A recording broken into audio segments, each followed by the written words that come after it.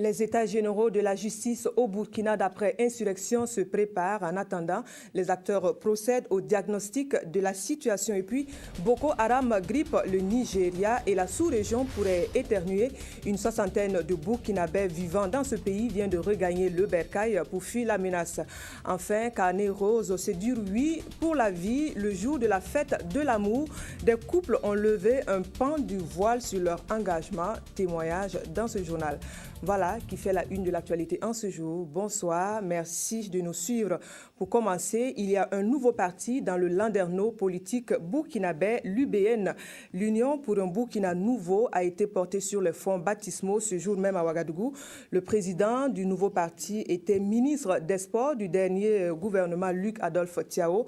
Avec l'UBN, le colonel Yacouba Ouedraogo vise la réconciliation et le développement. Adama Koulibaly. UBN, Union pour un Burkina nouveau, un parti qui vient s'ajouter au paysage politique burkinabé, déjà fort d'une centaine de formations et partis politiques. Porté sur les fonds baptismaux au cours de cette assemblée générale, l'UBN sera dirigé par Yacouba Ouedraogo comme président. Quelle contribution de l'UBN pour la cohésion sociale, la paix et le développement durable au Faso? C'est sous ce sceau qu'était placé le lancement de ce parti. Je me réjouis ce matin de la confiance que vous portez à cette nouvelle formation politique, que notre volonté pleine de ténacité aura contribué à faire naître. Malgré plusieurs faits avérés, vous avez cru à l'avenir en acceptant de vous mettre à l'œuvre pour participer à la construction d'un Burkina nouveau. Ainsi, vous avez compris et promis de vous engager dans une dynamique nouvelle qui est celle de réconcilier les Burkinabés afin d'instaurer un climat favorable au développement endogène et exogène. Pour l'occasion, des délégations venues des 13 régions du Burkina et de la diaspora, à travers leurs représentants, se sont engagés à soutenir le parti qui entend déjà se mettre en ordre de bataille pour le 11 octobre prochain, date des élections couplées présidentielles et législatives. Au moment où s'ouvrent les travaux de cette Assemblée générale, j'ose espérer que cette mobilisation constatée ici grandissante, pour qu'au soir du 11 octobre 2015, la victoire soit totale et éclatante. L'UBN va dévoiler son programme de société ainsi que sa stratégie de conquête de pouvoir, confie son président dans les tout prochains jours. Politique toujours, Zéphirin Diabré veut compter sur les militants à la base du Kénédougou pour la présidentielle à venir. Le premier responsable de l'Union pour le changement s'est rendu dans des villages de la localité en question. La sortie compte pour le volet mobilisation du parti. Le point avec Kadou Romenki. Être patriote et faire office de foi des valeurs d'intégrité, c'est le résumé des propos du chef de village de Niampédougou à la délégation de l'Union pour le progrès et le changement UPC. C'est grosso modo la substance du message qui se dégagera lors de cette tournée dans les 3 autres villages.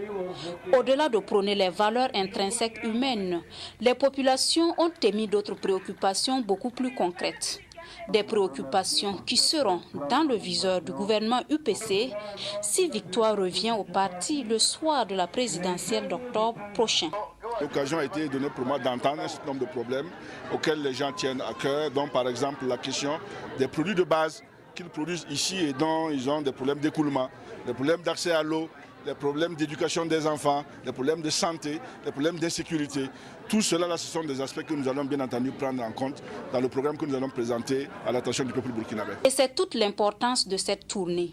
Toucher du doigt les réalités des populations dans les villages reculés. Un honneur aussi bien pour le premier responsable de l'UPC que pour les populations. On a abattu beaucoup de travail déjà, mais il reste que beaucoup de gens encore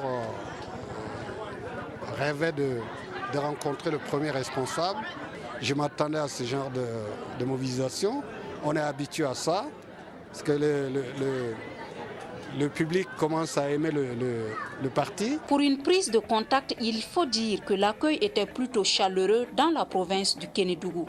Laquelle province s'en est sortie avec la mairie de Orodara lors des élections couplées législatives et municipales de 2012. année à laquelle le parti était classé deuxième sur le plan national avec 19 députés et 30 mairies. Autre point de l'actualité, la coopération bilatérale Burkina-Japon se porte bien, tout comme le service de volontariat pour la mise en œuvre de certains programmes. Hier, 13 février, a marqué le 15e anniversaire de la présence de volontaires japonais au Burkina. Leur service compte dans le volet développement socio-économique de notre pays. La fête de l'anniversaire a été une occasion de rappeler et de renforcer les alliances pour la suite. Le point avec Bouma Ernest Nébi et Aruna Mari. C'est dans cette ambiance bon enfant que Japonais et Burkinabés ont célébré les 15 ans d'action des volontaires japonais au Burkina.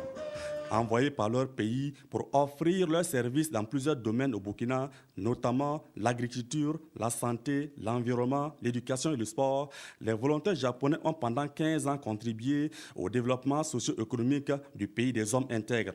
C'est pourquoi, au cours de cette commémoration, les autorités burkinabées leur ont signifié leur gratitude, en témoigne la remise de cette attestation de reconnaissance à l'ambassade du Japon.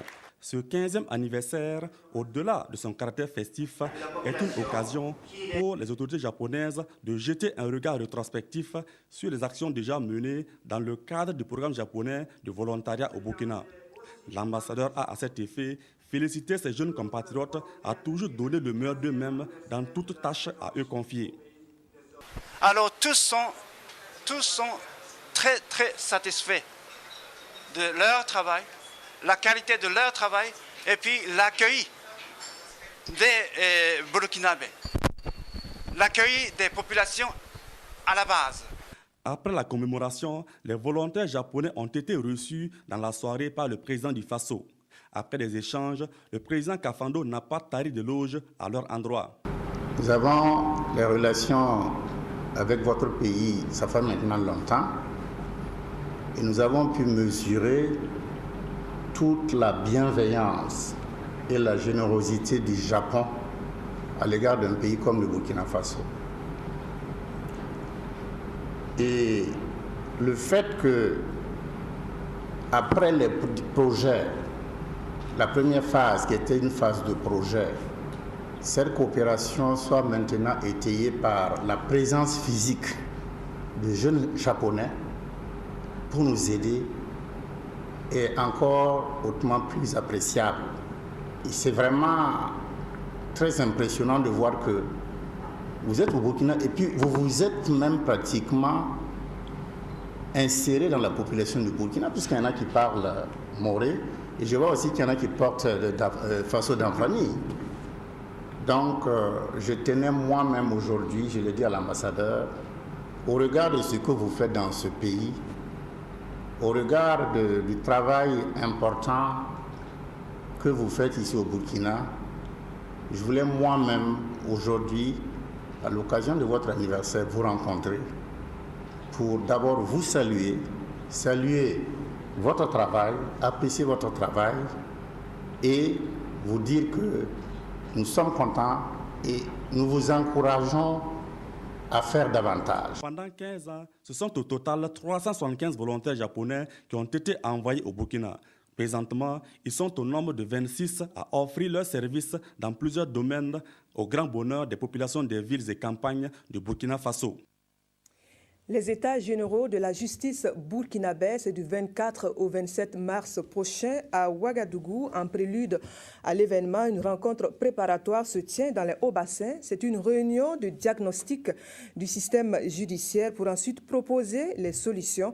Autour de la même table étaient réunis des professionnels du système judiciaire et les professionnels de différentes catégories socio-professionnelles. Donc, Awa Ouedraogo pour le point. Les États généraux de la justice, c'est du 24 au 27 mars prochain à Ouagadougou, avec en ligne de mire l'élaboration et l'adoption d'un pacte de responsabilité collective pour le renouveau de la justice burkinabé et rendre effective l'indépendance de la magistrature, restaurer la confiance entre les citoyens et la justice, faciliter l'accès à la justice et assurer le bon fonctionnement du service. Autant de thématiques qui guideront les travaux des États généraux de la justice. Tous les acteurs doivent donc s'impliquer dans ce processus de réforme, d'où cette rencontre de diagnostic dans les hauts bassins. Pour préparer les états généraux, qui sont quand même un temps important pour toute la nation, il faut tout un processus de préparation qui est participatif. Il faut qu'on donne quand même la parole au peuple burkinabé pour exprimer ses frustrations, mais exprimer aussi ses préoccupations, exprimer ses attentes vis-à-vis de la justice burkinabé. Et donc cette réunion régionale va avoir pour objet de diagnostiquer, de donner la parole à tous les participants, y compris aux acteurs de la justice aussi, pour exprimer leurs préoccupations, leurs attentes. Une autre rencontre va se tenir à Ouagadougou avec les organisations de la société civile. Des émissions radiophoniques sont lancées dans les villes de Dori, Koudougou, Gawa, Fada et Wayouguia pour permettre également aux populations de ces localités de s'exprimer sur la justice. Et c'est à partir de ces diagnostics-là que nous allons constituer un rapport qui va ouvrir les états généraux le premier jour. Un rapport introductif sur les problématiques et à partir de là, maintenant, les participants vont aller en commission pour plancher sur ces questions, mais de manière proactive, de manière, disons, de recherche de solutions, mais surtout de responsabilité partagée. Tous nourrissent l'espoir que ces rencontres préparatoires, tout comme les états généraux, permettront de redorer le blason de la justice burkinabé. Et parlant de redorer le blason, Bobo Dioulasso n'a plus de palais de justice depuis fin octobre dernier.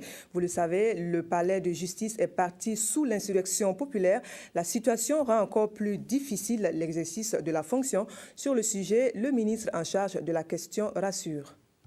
Finalement, on est arrivé seulement là, cette semaine à s'accorder sur le loyer, le budget et donc la procédure est engagée pour que le contrat soit signé, je pense, la semaine prochaine. Donc nous aurons les locaux, ce qui est une très très bonne avancée. Ensuite, il y a les équipements. Les équipements sont déjà commandés. Donc on est en train de voir comment livrer un premier lot d'équipements. Et puis il y a aussi toute la documentation, la mallette juridique pour les magistrats, il y a les tauges, enfin beaucoup de choses étaient vraiment perdues. Donc on travaille à reconstituer tout ça. Ce qui fait qu'avec les réunions que nous avons avec les acteurs de la justice ici, qui sont impatients aussi, je les comprends, parce que ça fait 3 mois pratiquement qu'ils ne peuvent pas travailler et les dossiers s'accumulent, les urgences sont là. Donc nous pensons qu'ils pourront, nous espérons en tout cas, ils vont se réunir la semaine prochaine, qu'ils vont accepter, dès que des premiers équipements seront livrés, j'espère qu'ils vont accepter de reprendre le travail progressivement.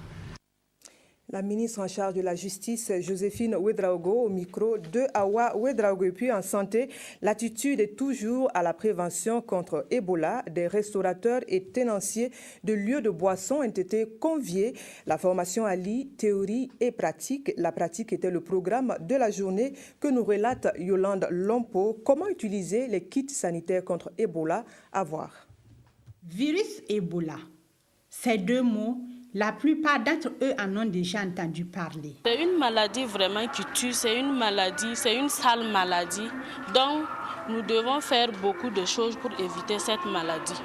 Néanmoins, assis ou en stand-up, ces restaurateurs et tenanciers de maquis s'apprêtent à suivre les conseils qui leur seront prodigués par le ministère de la Santé en collaboration avec Essimo de formation. Car, même si selon l'OMS, Ebola est en net ralentissement en Afrique de l'Ouest, la prudence reste de mise. Nous allons les dire, mettez vraiment l'action pour l'hygiène et faire appel également à l'endroit de la population. Si tu arrives dans un restaurant, si est-ce que tu demandes la cuillère, si ce n'est pas bien traité, tu laves proprement tes mains et puis tu manges. Parce qu'on a tendance à voir que les restaurateurs ne traitent pas les cuillères et les fourchettes avant de les donner.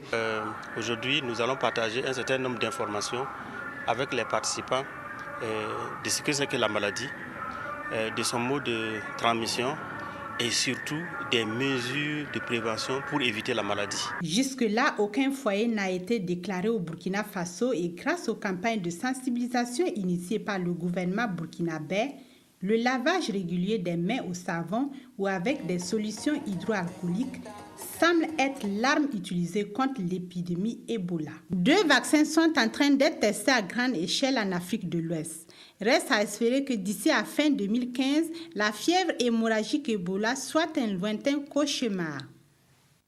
En attendant donc le vaccin, actualité sociopolitique au pays des hommes intègres oblige. Les opérations de la Banque mondiale pour le Burkina vont subir des mises à jour. Pour autant, ces réajustements ne vont pas s'écarter de leur cible prioritaire, à savoir réduire la pauvreté et accroître la prospérité. Ces révisions se passent dans le cadre de la revue à mi-parcours de la stratégie pays de la Banque. Amandine Lalsaga pour le point. 2 ans après la mise en œuvre de la stratégie de partenariat pays de la Banque mondiale pour le Burkina Faso, la section des opérations fait le bilan à mi-parcours et tire ici les enseignements de ce partenariat. La crise a particulièrement impacté sur le tissu économique. Et comme résultat, le secteur des petites et moyennes entreprises s'est trouvé particulièrement affecté dans la conduite de leurs activités. Et qu'il était important d'envisager un moyen de renforcer le secteur privé dans son ensemble afin que les petites et moyennes entreprises jouent fondamentalement le rôle de création d'emplois et de participation à la création de la richesse nationale. La stratégie de partenariat pays, c'est également un appui budgétaire pour l'État burkinabé. Son instruction avait été retardée car conditionnée par des réformes. Il s'agit de la loi anticorruption et il s'agit également de l'adoption d'un code de minier qui garantisse une très bonne gouvernance dans le secteur. La stratégie de partenariat pays pour le Burkina Faso soutient de manière sélective et à moyen terme la SCAD, la stratégie de croissance accélérée et de développement durable. Dans le but de réduire la pauvreté et d'accroître la prospérité partagée, la stratégie s'est fixée des objectifs. Le premier objectif, c'est de créer les conditions pour une croissance forte, soutenue et inclusive. Et le deuxième objectif, c'est d'aider le Burkina Faso à faire face aux vulnérabilités diverses que lui impose son environnement. Pour l'atteinte de ces objectifs, la mission conduite par Ousmane Diagana a rencontré les différents acteurs œuvrant dans ce partenariat. Des réajustements ont été proposés et seront validés les jours à venir. De la sensibilisation à l'injonction, autant le dire, le ton contre la corruption monte dans le secteur minier. Au Burkina, une coalition de 12 organisations de la société civile exige publier ce que vous devez. Ce slogan tient la barre maîtresse du plan d'action de la coalition dans le viseur atteindre la transparence dans les mines. Ini Janine Walkoy Kambiri. La coalition Mine Alerte Publier ce que vous payez veut faire connaître au public burkinabé les rapports de l'initiative pour la transparence dans les industries extractives au Burkina. Elle a pu élaborer un plan d'action dont les grandes lignes constitueront des actions de plaidoyer. Notamment l'analyse des différents rapports qui sont publiés par l'État et notamment l'interpellation des acteurs, c'est-à-dire les sociétés minières et l'État également sur les défaillances ou en tout cas les problèmes que nous constatons au niveau de la gestion des recettes issues des industries extractives. La coalition Mine Alerte Publier ce que vous payez est un regroupement d'une douzaine d'organisations de la société civile intervenant dans le secteur minier. Créée en 2009, elle entend s'investir efficacement dans la promotion de la transparence, du respect des droits humains, de la protection de l'environnement et la lutte contre la corruption dans le secteur des mines. Et puis, on voit une autre union sacrée. Elle se fait autour de la protection des ressources naturelles, la flore et la faune. Unies dans le même esprit, les délégations spéciales des communes de Banfora, Niangologo et Mangodara souhaitent être impliquées dans la gestion et la préservation. Elles agissent sous l'association au sigle AGIREF. Les précisions avec Draman Kabouri. La préservation des ressources naturelles et fauniques dans les cascades fait partie des missions des délégations spéciales des communes de Banfora, Niangologo et Mangodara. C'est pourquoi l'AGIREF, Association intervillageoise de gestion des ressources naturelles et de la faune qui intervient dans les provinces de la Komoué et de la Léraba, organise Cet atelier de sensibilisation en vue d'outiller les membres des délégations spéciales de la région dans la protection de l'environnement. Dans ce projet, il est prévu des renforcements de capacités à l'intention des communes, puisque la GIREF est signataire depuis 2009 d'un protocole tripartite de collaboration. Et donc nous devions aider les communes à gérer les forêts et même à protéger d'autres espaces naturels qui jugeront nécessaires. Donc nous les accompagnons dans ce sens. Alors la présente formation, c'est beaucoup plus à l'intention de la délégation spéciale, mais c'est de les renforcer dans leur rôle. Riche de sa biodiversité, la région des Cascades est une zone faunique et forestière qui connaît de plus en plus une pression anthropique, d'où la nécessité de protéger et sauvegarder cet environnement, selon le haut-commissaire de la Comoé, qui loue par ailleurs l'initiative dans la mesure où elle s'inscrit dans le renforcement des capacités des membres des délégations spéciales et autres acteurs de développement du secteur de l'environnement. Elle contribue notamment à relever le défi des impacts négatifs de l'homme sur l'environnement de la région, a-t-elle ajouté. Mieux gérer les ressources naturelles et fauniques constitue une source de revenus pour l'État, les collectivités territoriales, les communautés riveraines, des aires protégées et les opérateurs privés, a également relevé Mamadou Batoro de la mairie de Banfora. À présent, cette question a nos responsabilités. Et si la victime devenait juge? C'est la réflexion à laquelle invite Régis Kevin Bakiono à travers un recueil de 7 nouvelles. L'ensemble met en lumière la vie des opprimés des hommes et la question de la nécessaire transformation de l'injustice pour fortifier la destinée. Claudine Bikaba était de la dédicace le 11 février dernier au département des Affaires étrangères. Le Point. Et si la victime devenait juge?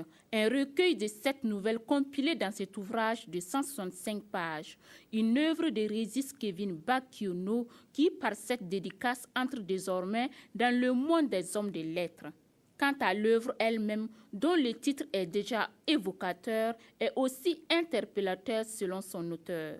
Je demande à ceux avec qui nous vivons de faire attention. Parce que quelqu'un qu'on opprime aujourd'hui, qu'on oppresse, peut, par un concours de circonstances, se retrouver au-dessus et quelques jours plus tard, un moment plus tard, et en ce moment, cette personne devient juge. Sur le plan vertical, la vie peut nous imposer sa dictature, la vie peut décider par les événements que nous vivons de faire de nous des victimes. Mais nous devons refuser cela, nous devons refuser de subir la dictature de la vie, nous devons nous battre pour nous-mêmes être juges des événements que nous traversons dans la vie. Donc voilà un peu le message que j'ai à partager avec le lectorat, avec tous ceux qui s'intéressent au livre. Yves Dakio, homme de lettres également, critique l'œuvre en nous faisant rentrer dans son contexte, puis révèle l'humanisme de l'écrivain dans un extrait de cet ouvrage qu'il juge respirer la mondialité, l'urbanité et la jeunesse. Un autre spécialiste des arts et des lettres nous dévoile sa perception sur cet ouvrage. Intellectuellement, c'est une œuvre de belle facture avec une thématique très variée. Culturellement, c'est une œuvre qui s'inscrit dans la diversité avec une ouverture sur la mondialité. Donc c'est une œuvre qui a un penchant universel qu'il faut saluer. Et spirituellement, c'est une œuvre qui donne des enseignements. Et le lecteur ne sort pas vierge, comme le disons dans notre jargon, à la lecture de cette œuvre. C'est-à-dire que la douleur devient comme une sorte d'enseignement, mais lorsque cette douleur devient source d'inspiration, elle est alors nécessaire. En se basant sur ces 3 dimensions, Draman Konaté affirme que Kevin Régis Bakiono s'inscrit ainsi dans les annales de la littérature burkinabé. Ce dernier est actuellement conseiller diplomatique à Vienne en Autriche. Aujourd'hui, spécialement, il s'écrirait en lettres capitales droites de la rigidité pour mieux traduire ce doux sentiment qui rapproche, ce 14 février encore. La fête de l'amour a eu sa place dans les cœurs et cela s'est ressenti dans les affaires. Elles étaient plutôt bonnes, comme en témoigne Aruna Maré dans ce sujet. Bouquet de fleurs en main, en guise de cadeau de Saint-Valentin, Borema Ouedraogo s'apprête à rejoindre l'autre bout de la ville pour témoigner sa flamme à sa bien-aimée. Tout comme lui, à la faveur de la fête des amoureux, ils sont nombreux, les Valentines et les Valentins de la capitale, à raviver leur passion ce 14 février. Je suis venu choisir du rose pour madame, comme c'est la fête des amoureux. C'est pour renforcer toujours notre amour et pour la montrer toujours que vraiment je l'aime. On va rester toujours ensemble. Cette fête, elle est très importante parce que c'est le jour où chacun de nous prouve le plus possible, comme on dit, son amour à son chéri, son partenaire et tout ça. Mais ce n'est pas seulement que les partenaires. Moi aussi, j'ai pris des cadeaux pour mes amies, filles que j'aime. Moi, ma copine, je lui ai laissé un message avant de partir. Je lui ai envoyé un poème. J'ai tout simplement fait comprendre à ma chérie que si l'amour est un jeu, qu'elle la joue. Si c'est une aventure, elle peut oser. Un défi, qu'elle montre toutes ses valeurs. Si c'est un combat, qu'elle se prépare. Pour d'autres, Saint-Valentin n'est pas la fête de tous. Moi, je ne fête pas. Moi, je n'ai pas de Valentin. Saint-Valentin, les couples qui ont duré 20 ans, 50 ans, 30 ans de mariage. C'est ça qu'on appelle Saint-Valentin. C'est ça qui est l'amour. Ici, l'affluence est au rendez-vous dans la matinée. Toutes sortes de cadeaux et selon les bourses se laissent contempler. Des fleurs, des parfums, des gâteaux et bien d'autres surprises. Chaque client est important, donc forcément on a de l'affluence. La boutique Glamour donc regroupe tout style de cadeaux pour pouvoir justement satisfaire notre vaste clientèle et donner à chacun un cadeau qui sort de l'ordinaire, qui est beau et qui va éblouir vraiment le partenaire de sa vie. Même si à notre passage, les clients se font attendre chez cette autre fleuriste, elle se dit confiante tout de même. Depuis hier, nous avons commencé à vendre parce que généralement, quand ça ne tombe pas un week-end, nous avons l'habitude de livrer dans les bureaux.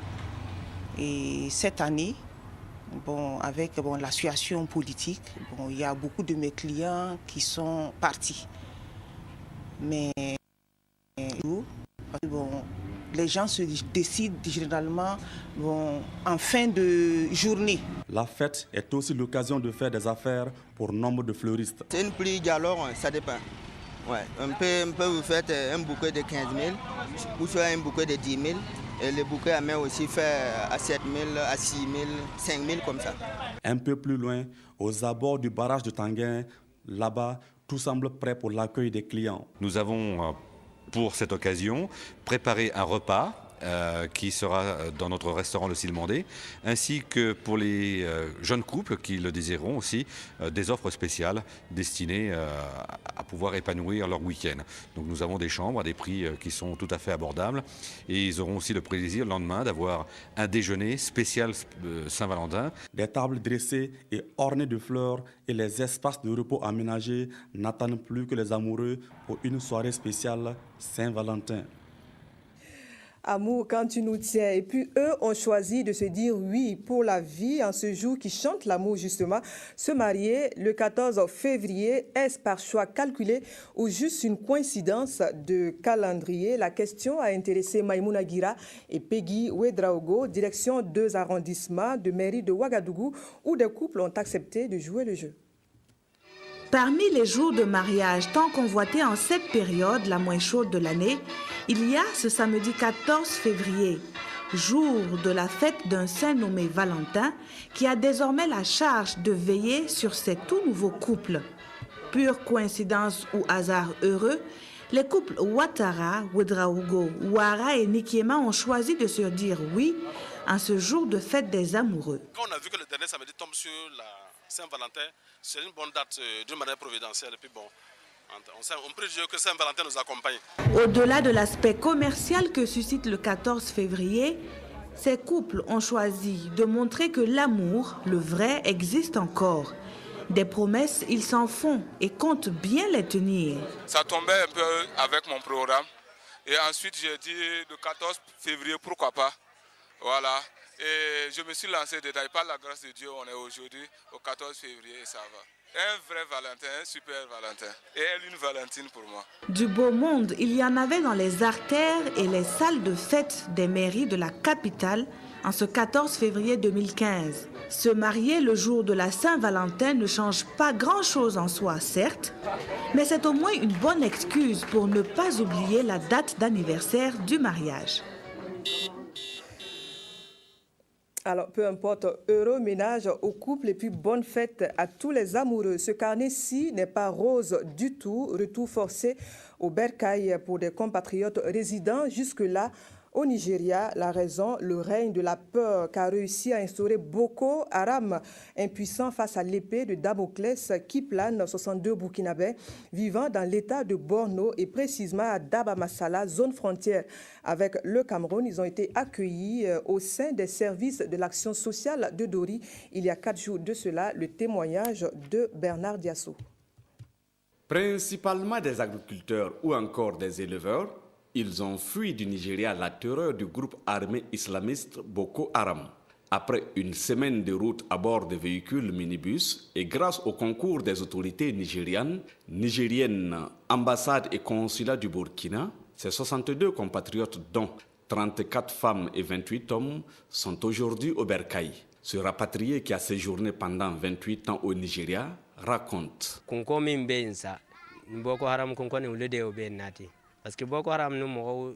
C'est le problème de Boko Haram qui nous a amenés ici. Ils ne sont pas de bonnes personnes. Que tu sois musulman, enfant, riche ou pauvre, ce n'est pas leur problème. Pour eux, c'est tuer, égorger, piller et incendier les localités. Alertés, les autorités administratives et services compétents ont pris les mesures idoines pour accueillir ces rapatriés. Ces derniers ont bénéficié en tout cas de soins appropriés et également de la vaccination au niveau du centre médical urbain. Donc au niveau de la prise en charge sanitaire, ça aussi assuré. Mais avec l'appui du CONASUR, nous avons pu assurer la prise en charge alimentaire. Ce qui fait qu'à l'heure actuelle, chaque personne ici présente reçoit en tout cas les 3 repas journaliers. Et après cela, il y a le travail psychosocial qui se poursuit. Quant aux éventuels rapatriés qui viendront, la Direction régionale de l'action sociale et de la solidarité nationale du Sahel rassure. Nous avons déjà dégagé les actions que nous devons mener au cas où effectivement d'autres groupes comme celui-ci-là viennent en tout cas se présenter au niveau de la région. Donc le dispositif est là et nous allons le mettre en branle.